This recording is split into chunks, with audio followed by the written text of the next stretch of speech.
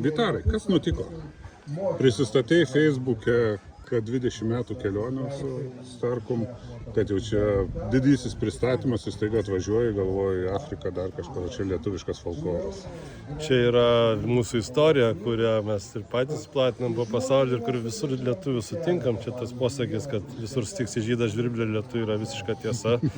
Tai dėl to ir pasaulis yra visa Lietuva. Čia suspaudžia gal į vieną vietą, kartais išsiplečia, tai taip ir atsitiko.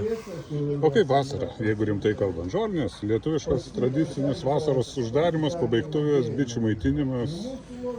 Labai trumpa vasara, nes ir futbolas ją sutrumpino, ir daržo darbai, ir sodas, ir gyvūnai, ir nuotykiai. Žodžiu, tik spėk suktis, anūkų priežiūra prie jūros, tai nežinau. Taip supratau, kad atostogų ir neturėjau, toksai prabėgo ir tiek.